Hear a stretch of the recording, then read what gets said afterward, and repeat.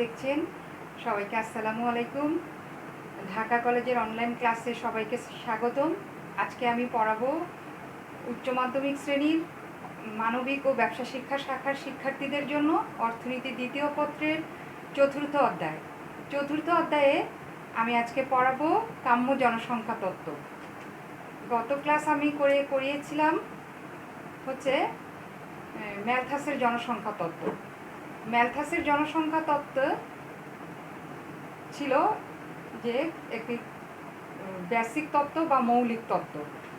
ওই তত্ত্বটিকে আধুনিক অর্থনীতিবিদগণ প্রত্যাখ্যান করেছিলেন। সেই জন্য তারা ম্যালথাসের তত্ত্বের বিকল্প একটি তত্ত্ব হিসেবে তারা আধুনিক জনসংখ্যার একটি আধুনিক তত্ত্ব দেন। সেই তত্ত্বটির নাম আধুনিক জনসংখ্যা তত্ত্ব অথবা কাম্য জনসংখ্যা তত্ত্ব। আমি এই তত্ত্বটি আজকে পড়াবো 6টি ধাপে, যে প্রবক্তা, মূল বক্তব্য, অনুমিতি, ব্যাখ্যা, এবং আমরা ব্যাখ্যা করব 3টি ধাপে। বক্তব্যের মাধ্যমে ব্যাখ্যা করব, বীজগাণিতিক সূত্রের মাধ্যমে ব্যাখ্যা করব, চিত্রের সাহায্যে ব্যাখ্যা করব, তারপরে আছে সমালোচনা এবং উপসংহার। সুপ্রিয় শিক্ষার্থীবৃন্দ, আমি এই কাম্য জনসংখ্যা তত্ত্বের আমরা যে প্রবক্তা, এই যে 6টি ধাপ আমরা লিখেছি, এই 6টি ধাপের মধ্যে গত ক্লাসে তোমরা দেখেছো যে অনুমিতিটি আমি দ্বিতীয় পয়েন্টে লিখেছিলাম। আজকে আমি তৃতীয় পয়েন্টে লিখেছি। তো এটি কোনো সমস্যা নয়, আমরা অনুমিতি মূল বক্তব্যের আগেও লিখতে পারি, পরেও লিখতে পারি, তবে অনুমিতি আমাদের তত্ত্বের মধ্যে থাকতে হবে, এটি হচ্ছে কথা।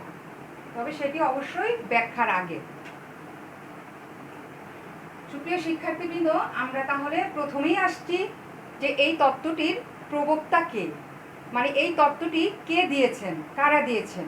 তা আমি আগেই বলেছিলাম যে এই কাম্য জনসংখ্যা তত্ত্বটি হচ্ছে ম্যালথাসের একটি বিকল্প তত্ত্ব। আধুনিক অর্থনীতিবিদগণ দিয়েছিলেন। সেই আধুনিক অর্থনীতিবিদগণের মধ্যে কে কে আছেন সেটা আমি বলছি।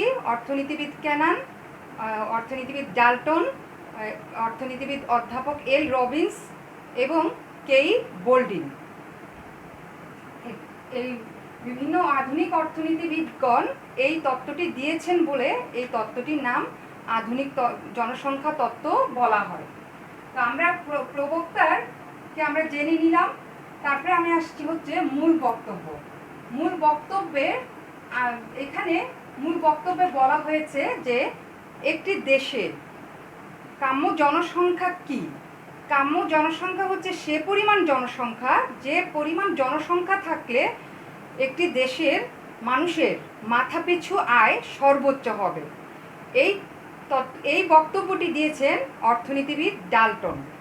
তার মানে কি, কাম্য জনসংখ্যা হচ্ছে সেই পরিমাণ জনসংখ্যা, যে পরিমাণ জনসংখ্যা একটি দেশে থাকলে দেশের মাথাপিছু আয় সর্বোচ্চ হবে। তবে প্রিয় শিক্ষার্থীবৃন্দ, এখানে আমি একটি কৌশলগত শব্দ বললাম, মাথাপিছু আয়। তাহলে মাথাপিছু আয় বলতে কি বোঝায় আমাদের সেটা জানতে হবে। মাথাপিছু আয় সমান হচ্ছে, মাথাপিছু আয়ের তোমরা সূত্র পড়েছ ক্লাসে প্রথম বর্ষে। তা আমি আবার লিখছি যে মোট জাতীয় আয়কে, যদি একটি নির্দিষ্ট অর্থ বছরের মোট জাতীয় আয়কে যদি মোট জনসংখ্যা দিয়ে ভাগ দেওয়া হয়, তাহলে পাওয়া যায় হচ্ছে মাথাপিছু আয়, ওই দেশের মানুষের মাথাপিছু আয়। তাহলে আমরা কি বললাম, আমরা মূল বক্তব্যে বললাম যে একটি দেশের, অর্থনীতিবিদ ডাল্টনের মতে একটি দেশের কাম্য জনসংখ্যা হচ্ছে সে পরিমাণ জনসংখ্যা, যে পরিমাণ জনসংখ্যা থাকলে ওই দেশের মানুষের মাথাপিছু আয় সর্বোচ্চ হবে। মাথাপিছু আয়ের সূত্র হচ্ছে কি, মোট জাতীয় আয় ভাগ হচ্ছে মোট জনসংখ্যা। সুপ্রিয় শিক্ষার্থীবৃন্দ, এখানে আমরা একটি বাংলাদেশের প্রেক্ষিতে সর্বশেষ তথ্যটি দেওয়ার চেষ্টা করছি। বাংলাদেশ অর্থনৈতিক সমীক্ষা 2019 অনুযায়ী বাংলাদেশের মানুষের মাথাপিছু আয় হচ্ছে 1909 মার্কিন ডলার। আর এটাকে যদি আমরা টাকায় বলি তাহলে হচ্ছে 1,60,060 টাকা। 1,60,060 টাকা। তো আমরা এখন মূল বক্তব্য থেকে বের হয়ে আসি।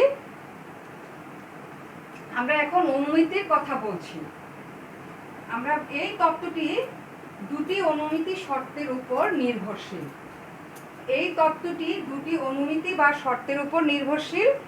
প্রথমটি হচ্ছে যে একটি দেশের মোট জনসংখ্যা এবং কর্মক্ষম জনসংখ্যার অনুপাত স্থির থাকবে, নির্দিষ্ট থাকবে। কর্মক্ষম জনসংখ্যা কারা? একটি দেশের মোট জনসংখ্যার সবাই কাজ করতে পারে না। একটি নির্দিষ্ট বয়সের সীমার লোক হচ্ছে কর্মক্ষম, কাজ করতে পারে। যেমন আমরা শিশুরা কাজ করতে পারে না, আবার যারা বয়োবৃদ্ধ তারাও কাজ করতে পারে না।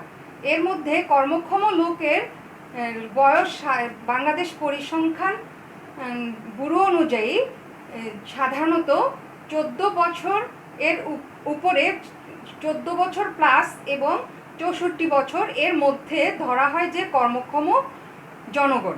তাহলে প্রথম অনুমিতিতে কি বলা হয়েছে? যে মোট জনসংখ্যা ও কর্মক্ষম জনসংখ্যার অনুপাত স্থির থাকবে। দ্বিতীয় অনুমিতিতে বলা হয়েছে যে একটি দেশের মোট প্রাকৃতিক সম্পদ, মোট মূলধনের মজুদ এবং একটি দেশের উৎপাদন কৌশল বা প্রযুক্তি হলো স্থির থাকবে। এই দুইটি অনুমিতির উপর বা শর্তের উপর ভিত্তি করে এই তত্ত্বটিকে দেওয়া হয়েছে। তো এই তত্ত্বটির আমরা ব্যাখ্যায় যাওয়ার পূর্বে আমরা আরেকটু কাম্য জনসংখ্যা সম্পর্কে আরেকটু ধারণা ক্লিয়ার করছি, সুস্পষ্ট করছি। এই কারণে যে আমরা অর্থনীতিবিদ ডাল্টনের যে বক্তব্য কাম্য জনসংখ্যা সম্পর্কে মাথাপিছু আয় দিয়ে সেটি বলেছিলাম। এখন আমি বলছি যে কেই বোল্ডিং বলেছেন যে একটি দেশের মানুষের জীবনযাত্রার মান সর্বোচ্চ হবে যে পরিমাণ জনসংখ্যা থাকলে, সে পরিমাণ জনসংখ্যাকে বলা হবে কাম্য জনসংখ্যা। তাহলে কাম্য জনসংখ্যা হচ্ছে কি? সে পরিমাণ জনসংখ্যা, যে পরিমাণ জনসংখ্যা থাকলে একটি দেশের মোট উৎপাদন সর্বোচ্চ হবে, একটি দেশের মোট জাতীয় আয় সর্বোচ্চ হবে এবং একটি দেশের মানুষের মাথাপিছু সর্বোচ্চ হবে এবং একটি দেশের মানুষের জীবনযাত্রার মান সর্বোচ্চ হবে। তাহলে কাম্য জনসংখ্যা হচ্ছে একটি দেশের কাঙ্ক্ষিত জনসংখ্যার পরিমাণকে বোঝানো হয়েছে। এখন আমরা ব্যাখ্যায় যাচ্ছি। ব্যাখ্যায় আমরা পূর্বেই বলেছিলাম যে বক্তব্য সাহায্যে আমরা ব্যাখ্যা করব প্রথমে। তাহলে এই ক্ষেত্রে আমাদের দুটি বিষয় আসছে, একটি হলো প্রকৃত জনসংখ্যা এবং কাম্য জনসংখ্যা। প্রকৃত জনসংখ্যা হচ্ছে কি? প্রকৃত জনসংখ্যাকে আমরা যদি, প্রকৃত জনসংখ্যার ইংলিশ হচ্ছে কি? অ্যাকচুয়াল জনসংখ্যা। এই প্রকৃত জনসংখ্যাকে আমরা যদি এ দিয়ে প্রকাশ করি এবং আরেকটি হচ্ছে কাম্য জনসংখ্যা, এবং এই কাম্য জনসংখ্যাকে আমরা ও দিয়ে প্রকাশ করছি। ও হচ্ছে কেন? ও হচ্ছে অপটিমাম পপুলেশন। অপটিমাম পপুলেশনের হচ্ছে ও এবং প্রকৃত জনসংখ্যার হচ্ছে এ। তাহলে আমরা এখন এই দুইটি বিষয় আমাদের সামনে চলে আসছে যে একটি দেশে প্রকৃত জনসংখ্যা কত এবং কাম্য জনসংখ্যা কত হবে। তাহলে আমাদের ব্যাখ্যায় আমরা শুরুতেই বলছি যে বক্তব্য অনুযায়ী ব্যাখ্যায় যে একটি দেশের প্রকৃত জনসংখ্যা কত এবং কাম্য জনসংখ্যা কত। এখন যদি সিচুয়েশন এরকম হয়, প্রথম সিচুয়েশনে যদি এরকম হয় যে প্রকৃত জনসংখ্যা বেশি, কাম্য জনসংখ্যা কম, তার মানে কাম্য যে জনসংখ্যা আছে তার চেয়ে যদি প্রকৃত জনসংখ্যা বেশি হয় তাহলে দেশটি কি হবে? দেশটিতে আসলে জনসংখ্যা বেশি হবে, জনসংখ্যা অধিক অধিক জনসংখ্যার দেশ বা জনসংখ্যার আধিক্য রয়েছে, এটাকে বলা হয় কি জনবহুল দেশ। আমরা যদি সংক্ষেপে লিখি তাহলে এটাকে কি বলবো, জনবহুল দেশ।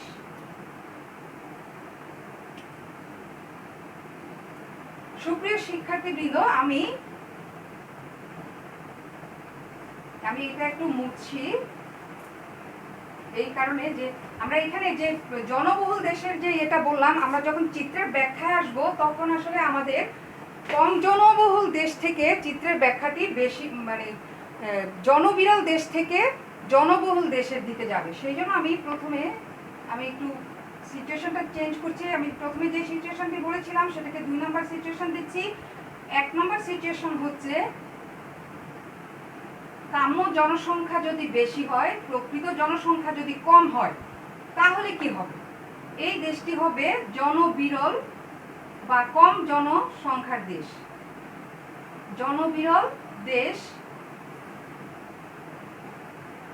বা নিম্ন জনসংখ্যার দেশ।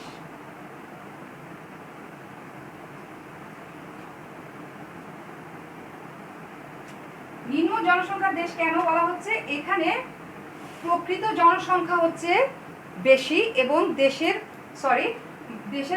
কাম্য জনসংখ্যা হচ্ছে বেশি কিন্তু প্রকৃত জনসংখ্যা কম। তার মানে এই দেশটিতে উদ্দীপকের দেশে কি হচ্ছে যে পরিমাণ জনসংখ্যা থাকলে মাথাপিছু আয় জনগণের সর্বোচ্চ হতো অথবা জীবনযাত্রার মান সর্বোচ্চ হতো, তার চেয়ে জনসংখ্যা কম এই 1 নম্বর সিচুয়েশনে।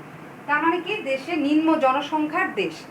এর কারণে কি হবে যে দেশে যে প্রাকৃতিক সম্পদ আছে সেই প্রাকৃতিক সম্পদের সর্বোচ্চ ব্যবহার হবে না, প্রাকৃতিক সম্পদ অদক্ষ ব্যবহার হবে, অর্থাৎ প্রাকৃতিক সম্পদ অপূর্ণ ব্যবহার হবে, প্রাকৃতিক সম্পদ অনেক অলসভাবে পড়ে থাকবে, যার কারণে মানুষের মাথাপিছু আয় সর্বোচ্চ হবে না।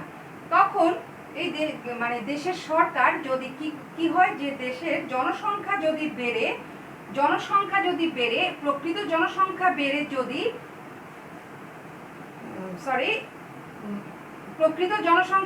যদি কাম্য জনসংখ্যার দিকে যায়, তাহলে কি হবে? আস্তে আস্তে দেশটি কি হবে, দেশের প্রকৃত জনসংখ্যা বাড়ার সাথে সাথে মানুষের মাথাপিছু আয় বাড়বে এবং এক সময় কি হবে, মাথাপিছু আয় সর্বোচ্চ হবে।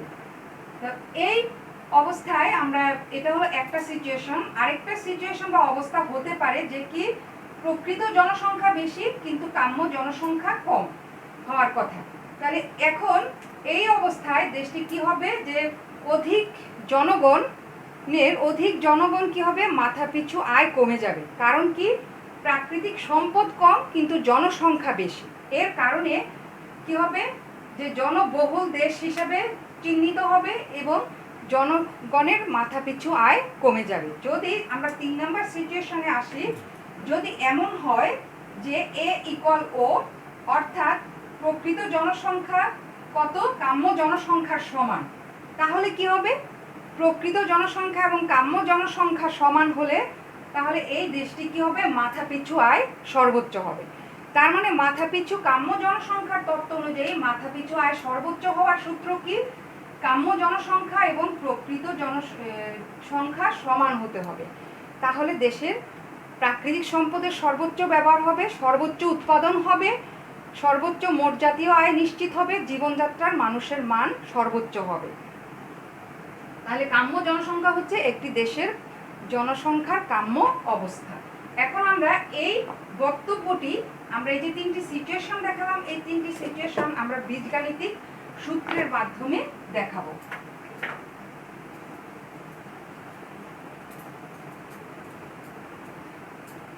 বীজগাণিতিক সূত্র হচ্ছে আমাদের কি,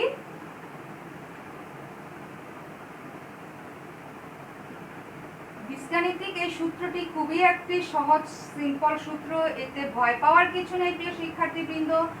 আমরা এখানে লিখছি সূত্রটি m=a-o / o। তার মানে এখানে m সমান হচ্ছে কি মিস অ্যাডজাস্টমেন্ট বা অসামঞ্জস্যের পরিমাণ,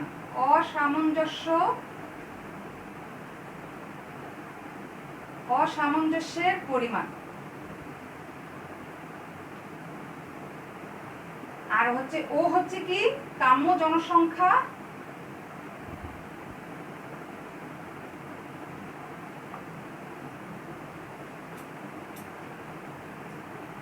ও হচ্ছে আমাদের কাম্য জনসংখ্যা আর পরিমাণ,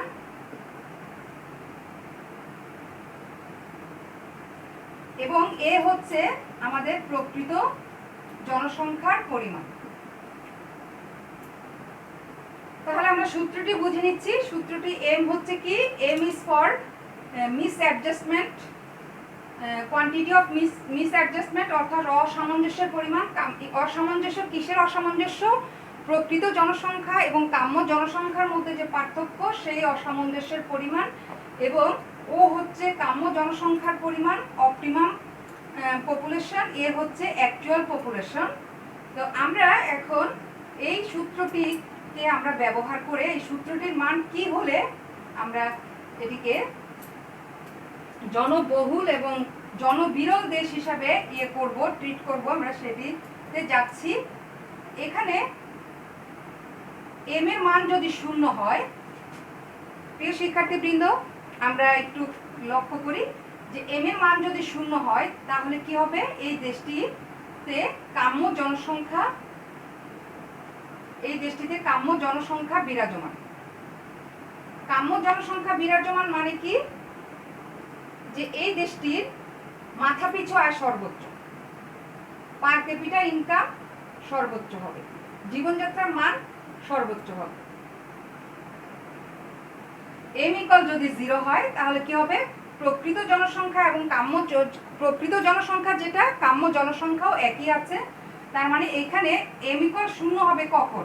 যখন এ ইকুয়াল ও হবে, মানে অ্যাকচুয়াল জনসংখ্যা সমান অপটিমাম জনসংখ্যা হবে, তখন হচ্ছে এম ইকুয়াল 0 হবে, এই অসামঞ্জস্যের পরিমাণ 0 হবে। তখন কি বোঝাবে? যে দেশটিতে কাম্য জনসংখ্যা বিরাজ করছে এবং দেশটির মাথাপিছু আয় সর্বোচ্চ হবে, অথবা দেশটির জীবনযাত্রার মান, মানুষের জীবনযাত্রার মান সর্বোচ্চ অবস্থায় আছে। যদি এমন হয় যে দ্বিতীয় নম্বর সিচুয়েশন যদি এমন হয় যে এম এর মান পজিটিভ, ধনাত্মক, এম হচ্ছে কি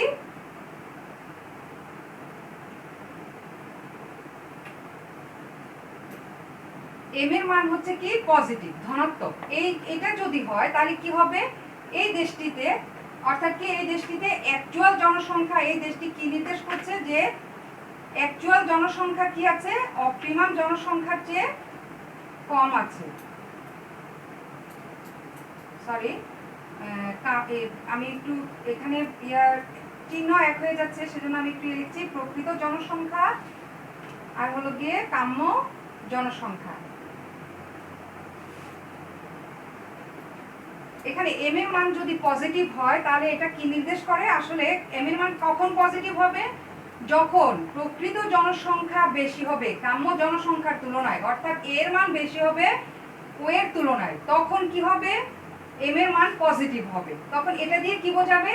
এটা দিয়ে বোঝাবে যে এটা হলো জনবহুল দেশ, মানে জনসংখ্যা বেশি, অধিক জনসংখ্যার দেশ, জনবহুল বা অধিক জনসংখ্যার দেশ। আর যদি এমন হয় যে এম এর মান যদি নেগেটিভ হয়, এম এর মান যদি নেগেটিভ হয় তাহলে কি হবে?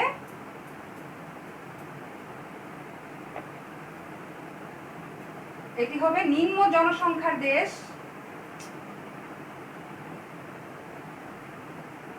নিম্ন জনসংখ্যার দেশ হবে। এবং এই নিম্ন জনসংখ্যার দেশ কখন হবে? নিম্ন জনসংখ্যার দেশ হবে হচ্ছে কখন? যে যখন হচ্ছে এর মান কম কিন্তু ও এর মান বেশি, তখন হবে হচ্ছে নিম্ন জনসংখ্যার দেশ বা জনবিরল দেশ। তার মানে প্রকৃত জনসংখ্যা হচ্ছে কম এবং কাম্য জনসংখ্যা হচ্ছে বেশি, তখন হচ্ছে নিম্ন জনসংখ্যার দেশ। তাহলে আমরা এই বীজগাণিতিক সূত্রের মাধ্যমেও আমরা এই তত্ত্বটির ব্যাখ্যা পেলাম। এখন আমি চিত্রে যাব। শিক্ষার্থীবৃন্দ, আমি এখন কাম্য জনসংখ্যা তত্ত্বটি একটি চিত্রের মাধ্যমে ব্যাখ্যা করব। এই চিত্রের ব্যাখ্যাটি আসলে শিকাগো বিশ্ববিদ্যালয়ের অধ্যাপক আলফ্রেড সার্ভে তার কেই বোল্ডিংয়ের যে জনসংখ্যা কাম্য জনসংখ্যা তত্ত্বের যে ধারণা, সেই ধারণার ভিত্তিতে উনি চিত্রটি ব্যাখ্যা করেছেন দুইভাবে। একটি হলো যে মাথাপিছু আয়, কাম্য জনসংখ্যার সাথে যে মাথাপিছু আয় সর্বোচ্চ হয় সেই ধারণা এর প্রেক্ষিতে, এবং আরেকটি ধারণা হচ্ছে যে মাথাপিছু কাম্য জনসংখ্যা যখন হবে তখন হলো যে জীবনযাত্রার মান সর্বোচ্চ হবে তার প্রেক্ষিতে। তো আমি প্রথমে এটি ব্যাখ্যা করছি যে কাম্য জনসংখ্যার সাথে যে মাথাপিছু আয়ের যে মাথাপিছু আয় সর্বোচ্চ হওয়ার যে সম্পর্ক আছে সেটির ভিত্তিতে। এখানে আমরা দেখতে পাচ্ছি, এখানে আমরা ভূমি অক্ষে দেখিয়েছি যে জনসংখ্যার পরিমাণ এবং লম্ব অক্ষে দেখিয়েছি মাথাপিছু প্রকৃত আয়। এই দুটি চলকের সম্পর্কের মাধ্যমে আমরা যে চিত্রটি পাই সেটির নাম হচ্ছে মাথাপিছু প্রকৃত আয় রেখা।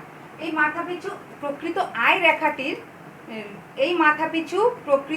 রেখাটির আমরা যদি আকৃতি বিশ্লেষণ করি তাহলে দেখতে পাই যে এই রেখাটি প্রথমে ডান দিকে ঊর্ধ্বগামী হয়েছে, পরবর্তীতে একটা সময়ে হচ্ছে এই পি বিন্দুতে এখানে হলো এই রেখাটির সর্বোচ্চ বিন্দু পাওয়া যায় যেখানে মাথাপিছু আয় সর্বোচ্চ হয়েছে, তারপরে এই রেখাটি ডান দিকে নিম্নগামী হয়েছে। তার মানে কি, এই রেখার আকৃতি প্রথমে ডান দিকে ঊর্ধ্বগামী, তারপরে এই রেখাটির সর্বোচ্চ বিন্দু, তারপরে এই রেখাটি ডান দিকে নিম্নগামী হয়েছে। এই রেখাটির আকৃতির সাথে আমি যদি এখন দেশের জনসংখ্যার পরিমাণ এবং দেশের মানুষের মাথাপিছু প্রকৃত আয়ের সম্পর্ক দেখাই, তাহলে আমরা কি বলতে পারি যে জনসংখ্যা যখন শূন্য ছিল তখন মাথাপিছু প্রকৃত আয়ও শূন্য ছিল। জনসংখ্যা বেড়ে যখন OM1 হয়েছে তখন মাথাপিছু আয় বেড়ে হয়েছে M1S। মাথাপিছু আয় যখন, তার মানে কি, শূন্য জনসংখ্যা থেকে যখন জনসংখ্যার পরিমাণ বেড়েছে তখন মাথাপিছু আয় বেড়েছে। মাথাপিছু আয় বেড়ে কি হয়েছে, জনসংখ্যা যখন OM পরিমাণ হয়েছে তখন মাথাপিছু আয় হয়েছে এই পি বিন্দুতে সর্বোচ্চ। এই মাথাপিছু আয় যখন সর্বোচ্চ হয়েছে তারপরেও যখন জনসংখ্যা বেড়েছে তখন আবার মাথাপিছু আয় কমে গিয়েছে। তাহলে আমরা এই রেখাটিতে আমরা কি দেখতে পাই যে একমাত্র কাম্য জনসংখ্যা যখন OM, শুধুমাত্র তখনই মাথাপিছু আয় সর্বোচ্চ। তার আগেও যখন কাম্য জনসংখ্যার চেয়ে যখন প্রকৃত জনসংখ্যা দেশের কম থাকে, OM1 থাকে, তখনও মাথাপিছু আয় কম। আবার প্রকৃত জনসংখ্যা যখন OM2 হয়, অর্থাৎ কাম্য জনসংখ্যার চেয়ে যখন প্রকৃত জনসংখ্যা বেশি হয় তখনও মাথাপিছু আয় কমে যায়। তার মানে কি, শুধুমাত্র কাম্য জনসংখ্যা যখন OM হয় তখন মাথাপিছু আয় সর্বোচ্চ হয়। তো প্রিয় শিক্ষার্থীবৃন্দ, তবে এখানে কিন্তু দুটি সিচুয়েশন আছে। প্রথম সিচুয়েশন হচ্ছে কি, কাম্য জনসংখ্যার চেয়ে প্রকৃত জনসংখ্যা যখন কম হয় তখন কি হয় যে দেশটি নিম্ন জনসংখ্যার দেশ। কেন? মাথাপিছু আয় কম থাকলেও নিম্ন জনসংখ্যার দেশ। এই ক্ষেত্রে যখন প্রকৃত জনসংখ্যা বাড়ানো হয় মাথাপিছু কাম্য জনসংখ্যা পর্যন্ত, তখন কি হয় যে মাথাপিছু আয় বাড়তে থাকে। মাথাপিছু আয় বৃদ্ধি পেয়ে হলো মাথাপিছু আয় সর্বোচ্চ হয়। কোথায়? যখন প্রকৃত জনসংখ্যা এবং কাম্য জনসংখ্যা সমান হয়। কোথায়? OM সমান হয়। তখন এই কাম্য জনসংখ্যায় পৌঁছানোর পরেও যদি জনসংখ্যা বাড়তে থাকে তাহলে কি হয়, প্রকৃত জনসংখ্যা বৃদ্ধির জন্য কি হয়, মাথাপিছু আয় আবার কমতে থাকে। কারণ কি, তখন এই সিচুয়েশনটিকে বলা হয় কি, অধিক জনসংখ্যার দেশ। তার মানে OM বিন্দুর পরে যখন জনসংখ্যা আরো বাড়বে সেই অবস্থাটিকে বলা হবে অধিক জনসংখ্যার দেশ। জনসংখ্যা যখন অধিক হবে তখন ওই দেশের প্রাকৃতিক সম্পদ হবে কি, জনসংখ্যার তুলনায় প্রাকৃতিক সম্পদ কম, যার কারণে মোট জাতীয় উৎপাদন বাড়লেও মোট জনসংখ্যা বেশি হওয়ার কারণে মাথাপিছু আয় কমে যাবে। মাথাপিছু আয়ের যে রেশিও আছে সেটা কমে যাবে। সুপ্রিয় শিক্ষার্থীবৃন্দ, তারপরে আমি আসছি যে জীবনযাত্রার মানের সাথে জনসংখ্যার একটা যে সম্পর্ক, তার মানে কাম্য জনসংখ্যা যেখানে হবে সেখানে মানুষের জীবনযাত্রার মান সর্বোচ্চ হবে। কাম্য জনসংখ্যা যদি না থাকে তাহলে কি হবে না, মাথাপিছু আয় সর্বোচ্চ হবে না। সেটিকে দেখিয়েছেন, দেখানো যায় হলো এই অপেক্ষকটি দিয়ে, S equal function of P. S মানে হচ্ছে স্ট্যান্ডার্ড অফ লিভিং, তার মানে জীবনযাত্রার মানকে যদি এস দিয়ে প্রকাশ করা হয় তাহলে কি হবে, জীবনযাত্রার মান কিসের উপর নির্ভর করবে, জনসংখ্যার উপর নির্ভর করবে। তার মানে কাম্য জনসংখ্যা যেখানে হবে সেখানে হলো জীবনযাত্রার মান সর্বোচ্চ হবে। কাম্য জনসংখ্যার পরিমাণ ছাড়া জীবনযাত্রার মান সর্বোচ্চ হবে না। আমরা যদি এই দিকে দেখি যে এই যে এস বিন্দু বা কাম্য জনসংখ্যার নিচের বিন্দুগুলোতে, কাম্য জনসংখ্যার চেয়ে যখন কম জনসংখ্যা থাকবে, প্রকৃত জনসংখ্যা যখন কম হবে তখন কি হবে, এই জীবনযাত্রার মানের পরিবর্তন কি হবে, পজিটিভ হবে। অর্থাৎ এটাকে, এই জীবনযাত্রার মানের পরিবর্তনকে আমরা যদি দেখাই del S by del P দিয়ে, তখন কি হবে, এর মান হবে পজিটিভ। তার মানে কি, এখানে প্রিয় শিক্ষার্থীবৃন্দ তোমরা এমনিতেও দেখতে পাচ্ছ যে এই রেখাটির এই ও বিন্দু থেকে পি বিন্দুর আগ পর্যন্ত রেখাটির ঢাল হচ্ছে পজিটিভ। তার মানে কি, এখানে মানুষ জনসংখ্যা বৃদ্ধির সাথে সাথে মাথাপিছু আয় বাড়বে এবং জীবনযাত্রার মানও বাড়বে। জীবনযাত্রার মান কোথায় সর্বোচ্চ হবে, যখন কাম্য জনসংখ্যা ও এম পরিমাণ হবে, এম পরিমাণে আসবে জনসংখ্যা, তখন এই পি বিন্দুতে মাথাপিছু আয়ও সর্বোচ্চ হবে এবং হচ্ছে কি, জীবনযাত্রার মানের পরিবর্তন হবে না, জীবনযাত্রার মান হবে স্থিতিশীল, যেটিকে কি দিয়ে দেখানো যায়, del S by del P equal 0, 0। এই বিন্দুটিতে জীবনযাত্রার মান সর্বোচ্চ হবে এবং জীবনযাত্রার মান মানুষের স্থিতিশীল হবে। তার পরবর্তীতে আমরা আসছি যে তারপরেও যদি কাম্য জনসংখ্যার পরেও যদি প্রকৃত জনসংখ্যা বাড়তে থাকে তখন রেখার ঢাল কি হচ্ছে, ডান দিকে নিম্নগামী হচ্ছে, অর্থাৎ রেখার ঢাল হয়ে যাচ্ছে ঋণাত্মক। যা কি বোঝানো হচ্ছে, যে মানুষের জীবনযাত্রার মানের পরিবর্তন, অর্থাৎ del S by del P, পরিবর্তনের মান কি হবে, ঋণাত্মক হবে। এই যে এটা দিয়ে আমি বুঝিয়েছি যে ঋণাত্মক হবে। তার মানে কি, মাথাপিছু আয় তখন কমবে, মাথাপিছু আয় তখন কমবে।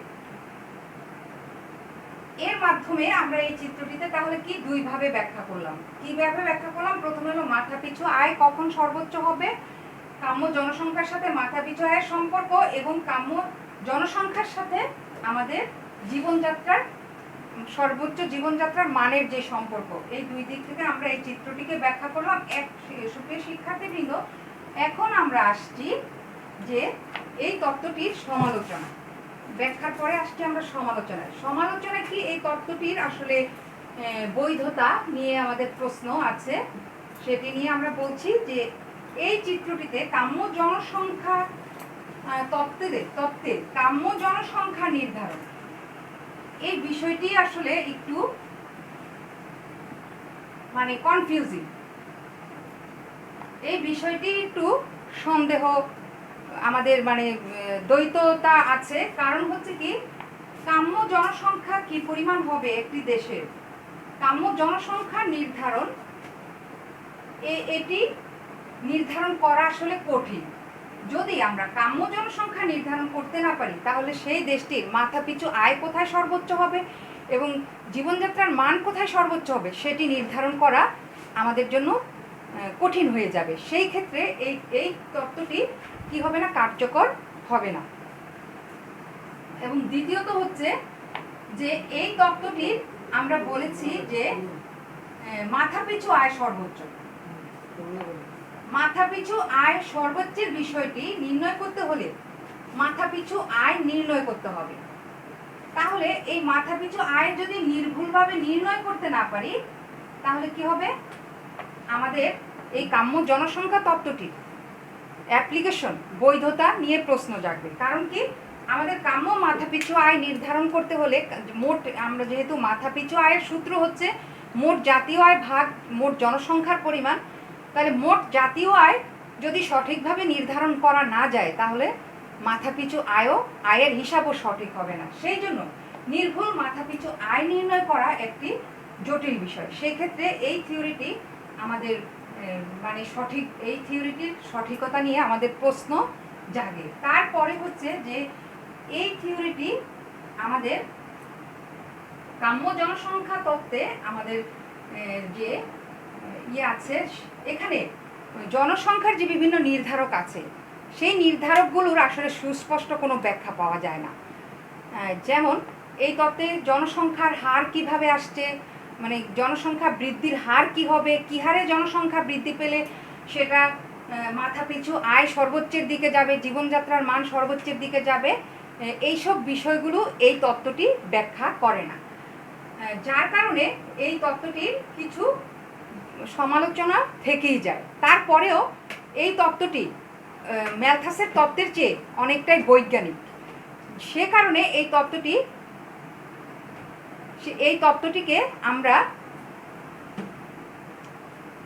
তত্ত্বটিকে আমরা মানে আরেকটু যৌক্তিক বলতে পারি ম্যালথাসের তত্ত্বের চেয়ে।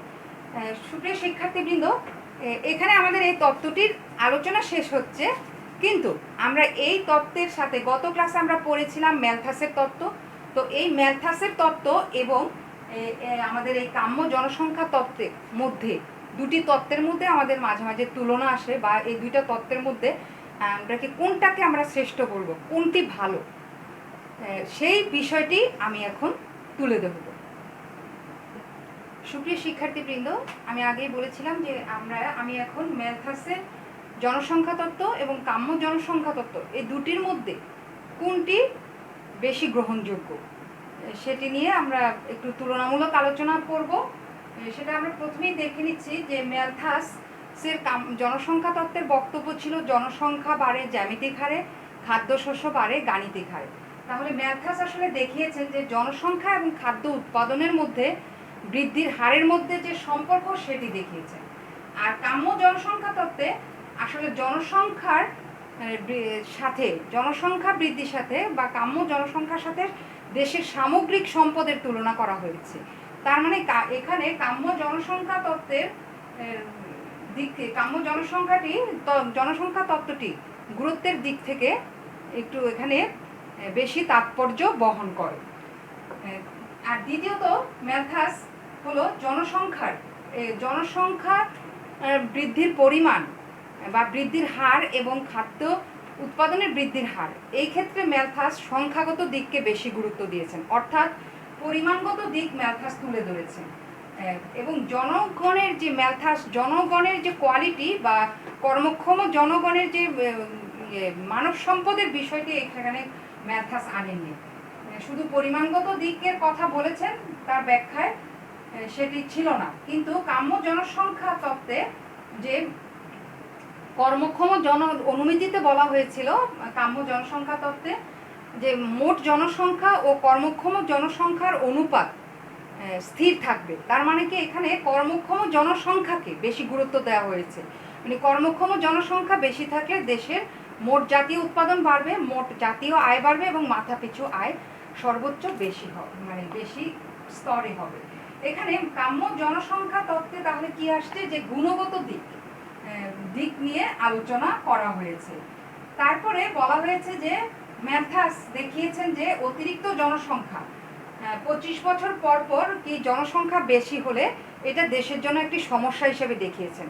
জনসংখ্যা বেশি হওয়াকে তিনি একটি সমস্যা হিসেবে চিহ্নিত করেছেন ম্যালথাস। কিন্তু কাম্য জনসংখ্যা তত্ত্বে একটি দেশে প্রকৃত কাম্য জনসংখ্যার চেয়ে অতিরিক্ত জনসংখ্যা হওয়া এবং নিম্ন জনসংখ্যা হওয়া দুটি সমস্যা হিসেবে দেখানো হয়েছে কাম্য জনসংখ্যা তত্ত্বে। এবং তারপরে আসছে যে ম্যালথাস দেখিয়েছেন যে জনসংখ্যা যখন বেশি হয়ে যাবে তখন দেশে প্রাকৃতিক নিরোধের মাধ্যমে প্রকৃতি সেটাকে জনসংখ্যাকে ভারসাম্যে নিয়ে আসবে। কি দেখা দিবে তখন দেশে? দুর্ভিক্ষ, মহামারী, খরা, বন্যা, সাইক্লোন এসব দেখা দিবে এবং এর মাধ্যমে অনেক প্রাণহানি ঘটবে। এই ক্ষেত্রে ম্যালথাসের এই বক্তব্যকে কাম্য জনসংখ্যা তত্ত্বের যারা প্রবক্তা আছেন তারা এটাকে মানে বিদ্রূপ উপহাস করেছেন। কারণ এই দুর্ভিক্ষ, খরা জনসংখ্যা বেশি না হলেও হতে পারে একটি দেশে।